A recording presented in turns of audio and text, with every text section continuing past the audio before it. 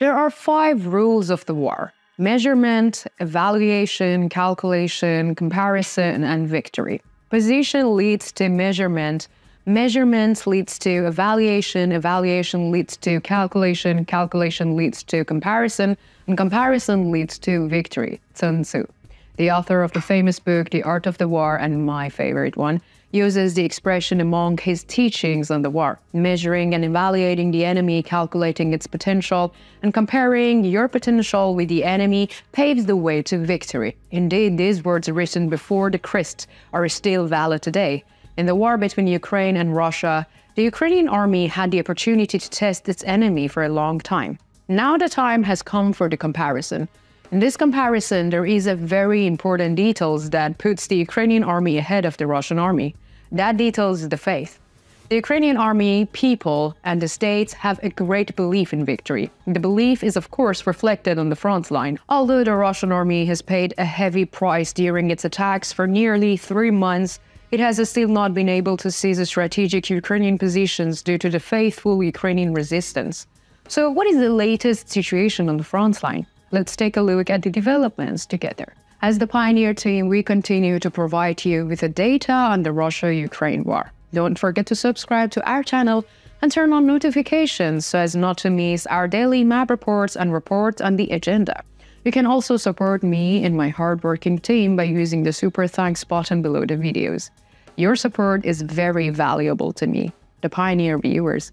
Let's start if you are ready. The Pioneer reports. Let's start today's map report by analyzing the latest developments in the Robotny section of the Zaporizhia front line. We haven't used that in terms for a long time, have we?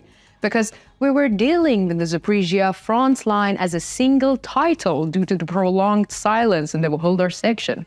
According to the latest reports, both sections of the Zaporizhia front line, which we examined in the 2 sections, are very active. After a long break, Ukrainian armed forces have reassumed offensive operations. As you may recall from our previous reports, the Russian armed forces have been carrying out very violent attacks against the Ukrainian positions in and around Robotny for some time. However, the Russian army did not achieve any significant gains in these processes. We can say that the defense performance of the Ukrainian armed forces were really impressive. During this process, the Russian army was faced with heavy losses. This situation largely eliminated the Russian army's ability to attack and maneuver, and this was a very important opportunity for the Ukrainian armed forces. The Ukrainian army successfully utilized this opportunity. According to reports, units of the Ukrainian armed forces carried out a critical operation and managed to recapture some positions that the Russian army had seized around Novoprokopivka. At the same time, there are counterattacks near Verbov. However, there were no developments that would change the borderline. Let's talk about artillery activity in the region. According to the latest reports, artillery units of the Russian armed forces targeted Robotny, Molotov-Mokhcha, Orikhiv, and Pyatykhatki. In contrast, artillery units of the Ukrainian armed forces targeted Novoprokopivka, Kopany, Verbov, and Ichenko. Let's continue our report by analyzing the latest developments in the Wuhldar sector of the Zaporizhia front line. According to the latest reports, Russian armed forces are trying to increase pressure on the Wuhldar front line, especially in the Stromoyorsk sector. There is an intense pressure of the Russian armed forces. However, it is not possible to say that the Russian armed forces have been able to make any gains so far. Let us continue our report by mentioning the artillery activity in the region. According to the latest reports, artillery units of the Russian armed forces targeted Stromoyorsk, Yorkhain, Wuhldar, and Makariivka.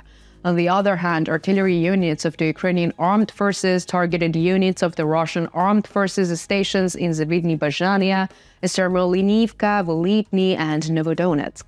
Let us continue our report by analyzing the latest situation on the Donetsk front line. According to the latest reports, on the Donetsk front line, the Ukrainian armed forces made significant gains south of Novomikhailivka with a sudden offensive. There were gains of the Russian troops in this neighborhood. However, the Ukrainian army caught the Russian army by surprise. According to reports, the Ukrainian army counterattacked, forcing the Russian troops to withdraw from the part of the settlement. The gray zone or buffer zone in the area changed in favor of the Ukrainian army. It's too early for the Ukrainian armed forces to talk about the stabilization of the border line in this area. However, Ukrainian troops have achieved tactical successes with this victory. The Russian armed forces are also continuing their offensive against Georgiivka. According to the latest reports, units of the Russian armed forces have managed to advance along the M04 highway. There are numerous reports that the Russian troops have managed to take new positions in Nivolsky. However, these reports have not yet been confirmed. On the northeastern outskirts of the Donetsk front line, Russian troops attacked the Avdiivka fortified area near the cook factory. The offensive operations of the Russian armed forces over a wide area continued in Stepnoe and Orechetin.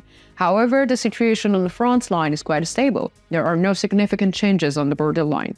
As we have noted, the Ukrainian army successfully tested the Russian army here for a long time. It is identified the weaknesses of the Russian army. Now attacks against the Russian army should be carried out through these weaknesses. As can be understood from the reports, the attacks of and maneuver capacity of the Russian army has increased considerably. The Ukrainian armed forces should turn this situation into an opportunity. Let us continue our report by mentioning the artillery activity in the region. According to the latest report, artillery units of the Russian armed forces targeted Avdiivka, Krasnohorivka, Pobeda, and Horliivka. In turn, artillery units of the Ukrainian armed forces targeted Russian positions in Marinka, Staromykhailivka, and Lozovo. Let's continue by analyzing the situation on the Bakhmut front line. The situation on the Bakhmut front line may appear to be somewhat troubled. According to reports, units of the Russian armed forces managed to make new advances in the northeastern part of the Klishchiivka. Although the situation is largely stable, for the time being, this is a risky situation. The Ukrainian armed forces should monitor the situation here more carefully. On the other hand, there are offensive operations of the Russian army in the vicinity of Ivanivsky. There is a similar situation near Horomov and Bogdanivka. However, Russian troops have not been able to make any gains so far. The borderline is largely stable. Let's also look at the Luhansk front line. According to the latest reports, fighting on the Luhansk front line between units of the Russian armed forces and the units of the Ukrainian armed forces continues in the forested areas around Cherbiansky. South of the Dibrova, attempts are being made to breach the Ukrainian army's defenses in the area and in the Sinkiivka. However, this effort has not yielded any results so far. Now tell me, what do you think? Do you think the Ukrainian army has regained the initiatives? How do you assess the new gains of the Ukrainian army? What do you think should be the next move of the Ukrainian army? Let me know in the comments. You know that I read and I care about all your comments.